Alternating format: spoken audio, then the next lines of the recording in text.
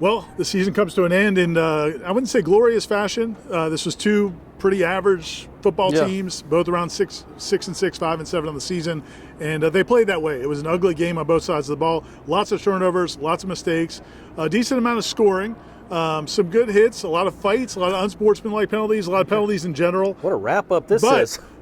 Florida State. Some passes were completed.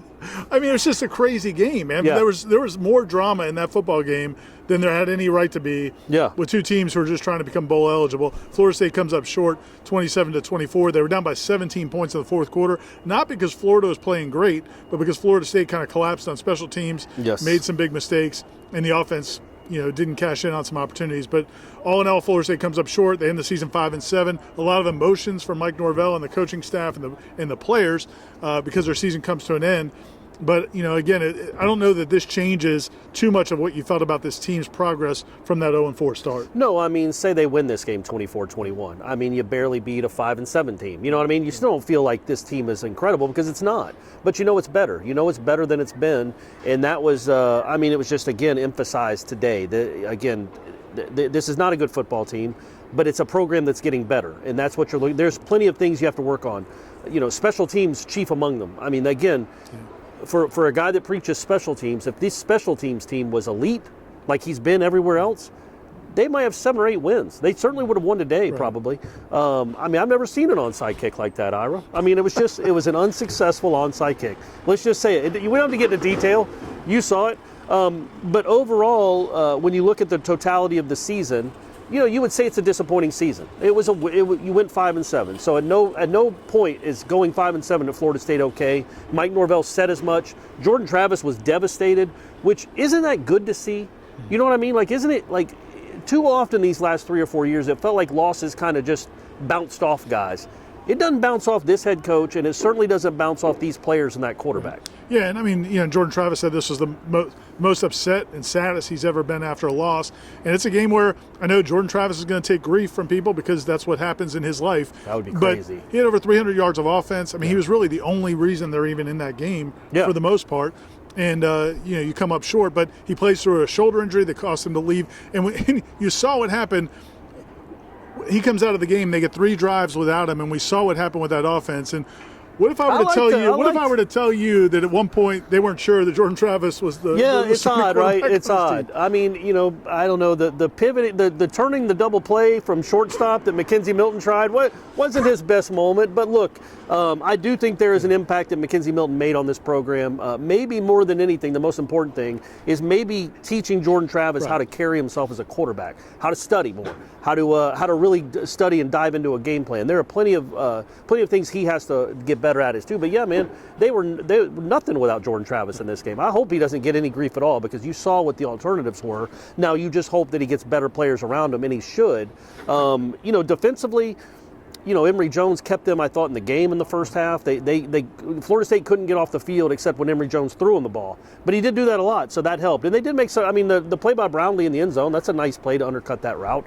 And Deloach was, I don't know. No, he threw it right to Kalen Deloach. Still, he was in the right place. It's fine. When the Richardson kid came in, I thought that gave Florida some life, and the running game became more, I don't know if potent's the right word. It's not like they were marching up and down the field. I'm not taking away a whole lot from a defense that gets 3 turnovers in the first half. If you do that, whether or not they threw it to you or not, you had to do things coverage-wise to put yourself in those positions. So I'm not dismissing Florida State getting 3 turnovers. I think There's that's a lot of wagons and stuff driving by us. Are they getting ready for a concert? That's a credit to them. Maybe is Garth back? It's credit to them, I think, in the first half. But the special teams, to me, the special teams was what turned the game.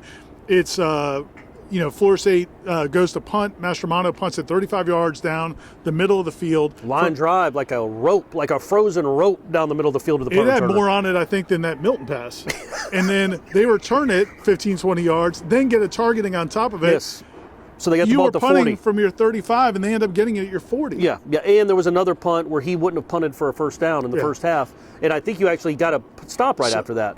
The special teams were terrible. And then that gives them a short field to get a field goal. Then the next time they muff a punt return. They pinned. Mastromanno actually had a good punt. Yeah. pinned them down at the 1 yard line. Florida has to punt from inside their 10. Kid gets off a 60-yarder. Yeah, Ron Stark all of a sudden. Pokey Wilson drops a fair catch with nobody within 20 yards of him. Yeah, he batted it towards the oncoming players. And yeah, that was to me. And that sets up a touchdown. Yes. Now all of a sudden it's 17-7 Yeah, in a game that Florida's offense really had I thought that was probably the pivotal play of the game. Number one, the punt is great. Even if he catches it, he's flipped the field. But, because you think you're getting the ball around midfield, and even if he fields it, it's the 25 or 26. Now, you don't have to call for a fair catch in that spot. They have to get so much better at that stuff, the little stuff. Like, there's no reason to be calling for a fair catch. The good news when somebody punts at 62 yards you should be able to return he has it. Absolutely outkicked his coverage. Much like Ira in the wedding game. Exactly. He outkicked his coverage, and it doesn't matter because you called for a fair catch with nobody near you. They have to go back to the drawing board completely, hit reset on everything special teams wise. And another play that was big was coming out of the second half. I think it was the opening kickoff. You get a block in the back, a crazy hold. So you start the drive at the 8. And that was a 62-yard drive that ended with no points. There were a lot of bad officiating. There's a lot of bad officiating in this game because it was an ACC crew, and they were freaking awful. Hey, they were worse than the play on the field. They were worse than the play on the field. They were. They had no idea what they were doing. But that call on that hold was unbelievable. Florida State's one of their backup tight ends on kick return, literally just grabs the guy like in a bear hug. I mean, how could that ever have been the case? On a return inside your own 20-yard line. So you're saying they got that call right? They got that call right. I thought that actually the officials overall weren't terrible. There is a play, I won't go into too much because I don't know how much it really mattered. But it's ridiculous. It shows it's a sign, it's a symptom of something that's wrong. So the kid keeps running without his helmet on. That's a personal foul. They go back to the 20. At the end of that play, and I want to get into this in a second, there were way too many personal fouls by Florida State. Yes. Norvell preaches a lot about discipline, composure, keeping it poised. They lost all that today. They lost it. Yeah. The Cooper gets a penalty that costs them points because it offsets their, or maybe they throw an interception right after that anyway. But you're playing a team that doesn't have a head coach. They're an interim head coach. Yeah. They're not going to be disciplined. Yes. And Florida State just fell. They fell for it. They kept falling for it. But anyway, so on that play, he runs without a helmet. So it's a 15-yard penalty. But Jamie Robinson on the same play. By the way, Jamie Robinson had 18 tackles. He was, other than the touchdown he gave up, he was awesome. Jamie Robinson gets a personal foul after the play. So it starts off 1st and goal at the 10 is what the setting is, what it's supposed to be, and what it said on TV. The yard marker never moves from the 3. So on 3rd and goal from the 5, Anthony Richardson runs for 2.5 yards, just gets by the yard mark at the 3. They signal first down. That should have been 4th down. I don't know that Florida was going to kick a field goal there to go up 20-7. They might have gone for it anyway. They would not have run the play they ran, and Florida State's defense would have not have looked completely demoralized because they gave up another first down. It would have been 4th and goal. And it's stuff like that you wonder, how does that happen? And also, I mean, it's just the number one error there is the officials. That's just I was saying it for 3 minutes. Like, they've screwed this up. Ridiculous. The yard marker's right there, and it shouldn't have been anywhere. And well, one side of the field, they took away the yard marker. Because they knew what they were doing. The other side of the field left it there, and it confused the refs. But old Billy Joe and Joey Bob were like, I guess they got to get to the 3, even though this series started at the 10. So then they score on the next play to go up 24-7 and almost put the game away. It didn't turn out to be that way. But also, I need a coaching staff in a press box, in their coach's box, to understand that there's been a mistake made, a game management mistake, and tell their head coach, hey, the yard marker is wrong. This should be 4th and goal. This should be 4th and goal. Call timeout if you have to, just to get the officials' attention. You have to make sure that it's 4th and goal. That's stuff that has, it's a new coaching staff. I mean, it's, second year. Maybe there's some GAs up there that don't feel like they can say something, but somebody's got to say something. Yeah, I'm not going to get mad at the position coaches who are up in the box necessarily, because there's a lot going on, especially the defensive coaching staff when they're on defense in that situation. But somebody has to be, just like in basketball, sometimes you'll see a basketball team have somebody who keeps track of fouls on the sideline, keeps track of the clock stoppages. You have to have somebody to take care of that, because that should not have happened. It was terrible officiating, but it shouldn't have happened anyway. But it was fitting for this game. Again, Florida State, their season comes to an end 5-7. We talked to Jermaine Johnson. We talked to Jordan Travis. We talked to Jamie Robinson.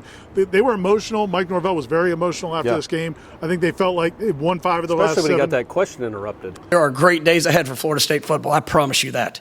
Right? And it's because of those guys that are in there.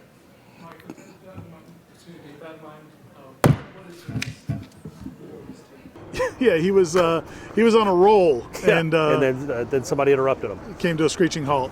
But he did talk about.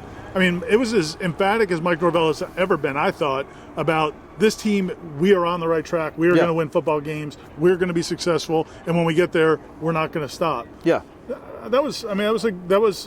He believes it. Yeah, I do, and I think I do too. There's a lot to like. The bones, the guts of this program has gotten so much better. It really is. It has improved immensely, drastically from last year to this year. There's still some game stuff and some game slippage and maybe some offensive game plan stuff that you wonder exactly what's going on. But that in special teams is a disaster. But you got to figure that. But you got to figure that will be worked out. The main thing when you're building a program is to build belief and build a culture. And I do think that has happened. Whether they won this game 27-20. I mean, this isn't really much different than the game they just won. When you're not a good football team and you're playing other not good football teams, a lot of times it comes down to a couple plays in the fourth quarter. You didn't make it this week. You made the one you had to make last week. You made the one you had to make against Miami. But that's, their record is about what it should be, other than the Jacksonville State game. Now, look, this should be a bowl team. There's 80 teams that go to a bowl. If they did what they were supposed to do back in September, this is a 6-6 football team, which I think is their record. But last year they were so bad. So this year you can see the improvement that's been made, and I feel like they go into next season for the first time in a long time, knowing who their quarterback is and feeling pretty good about it. Well, and I think the other thing is that there's obviously a lot of disappointment about not going to a bowl game, about losing to your rival. But on the flip side, of these last 8 games, since you started 0-4, these last 8 games, you went 5-3, and 2 of the losses were here by a field goal and at Clemson in a one-score game that you led in the last 3 minutes. Yeah. Those aren't and the other one was a flu game. So it's not like those are great teams right now. Clemson's not a great team. This is certainly not a great team. Oh, boy. But compared to where you were 2 years ago, I mean, it just shows that you're much closer. Mike Norvell, kind of one of the closing comments he made was 6 in the morning, he'll be on a flight to go recruiting. Where do you think he's going? He's going to my neck of the woods. He's going to. I was going to say he's going to go to Atlanta area and see a kid out there. Might not be a bad idea. But he talked about that in the transfer portal and improving that roster. They're not going. They can't spend much time dwelling on this because 2022 is obviously a huge year. Yeah, and that's the thing. Like, it would have been more than anything. It just would have been really cool. Like, I think the hay was already out of the barn as far as the improvements we had seen. Hay doesn't leave a barn. Horses leave a barn. Hay stays. So the hay was already in the barn. Yeah. The horses were out the gate. You guys know what I'm saying. Come on. It's been a long day. We already knew this program was better. We knew this team was better. It's just disappointing that they had a chance to make some history and to finish it off with a win over your rival, coachless rival, with their fans not even really into the game for much of the game. They got into it when it was time, but when it was third quarter and they started to get on a run. But you had a chance to kind of take control of the game, and it feels like you squandered an opportunity there to really finish off this season with a nice win. But at the same time, this is Florida State, man. It's not like it's Gasparilla or bust. This season, there are bigger things and better things hopefully ahead for this program. It's a bummer that you don't get to go to a bowl, especially because it would have been such a remarkable turnaround. But we all think the program is heading in the right direction, regardless of that. Learn to catch a punt, please. It's also a bummer that we won't see Jermaine Johnson, Keir Thomas, and some of those guys again. But they gave it a great run. Who else? I mean, there's some other guys. Devontae Love Taylor, you know what? Devontae Love, he didn't get to play today. He's been banged up all year, but Warchant's own Devontae Love Taylor, he had a nice career. AP7, we're not going to. So, for Corey Clark, I think Parchment set a record for most offensive pass interference calls on a wide receiver. BS call, by the way, right in that end zone. Was it? ACC officiating. Yeah, man, he never even touched the guy. Okay, they ran rub routes the whole game. Man, they've been out on Parchment all year. Like they've been out to get him all year. For Corey Clark, Aslan Hajavandi, Austin Cox, this is Irish Schoffel signing off from the Swamp with our end to the 2021 season.